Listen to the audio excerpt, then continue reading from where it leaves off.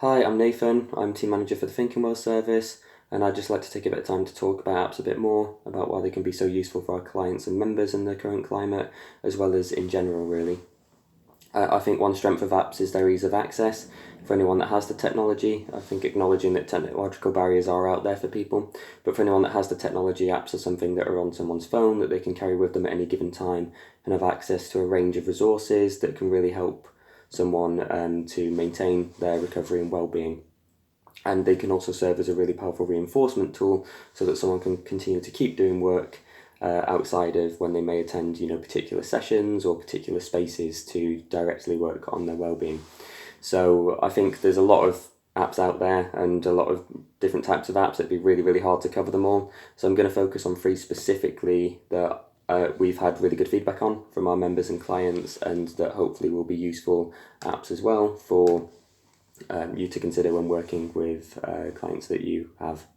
The first one's called Stay Alive. This is a suicide prevention app that has a range of different resources, including helpful phone numbers and helpful links to support someone that may be experiencing suicidal ideation or distress. The fact that you have all those resources there ready to go, I think, is a really powerful thing.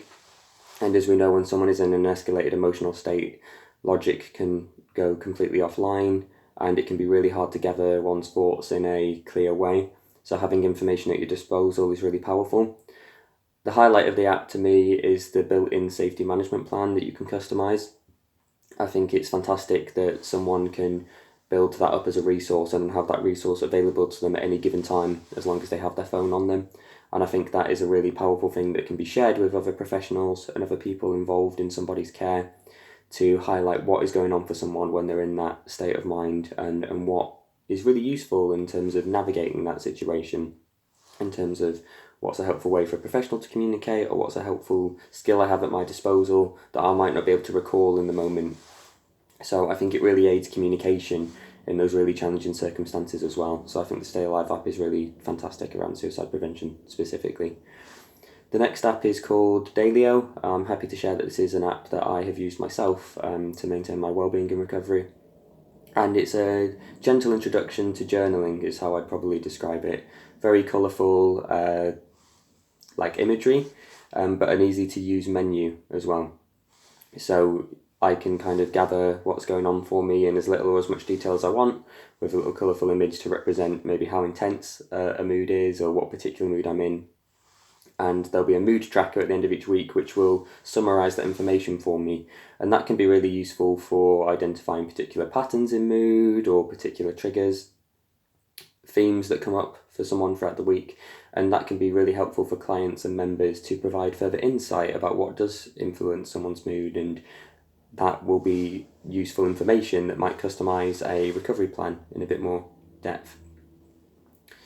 The final app I'd like to talk about is Headspace. This app is paywalled, so you have a 2-week trial period, and that 2-week trial period is free. But then just an important disclaimer, because some clients may be struggling financially, that there is a paywall after that. But the reason I think this is a good app is because it's a guided meditation app that has really nice animation and isn't condescending, but is very clear and gentle at kind of summarising different meditation techniques and scripts to help with reducing anxiety and promote mindful thinking. Another perk of Headspace is it has customised sounds and scripts that are there to assist with sleep hygiene and bedtime. And as we know, sleep is a huge thing that if we're not getting can really aggravate our mental health in a negative way.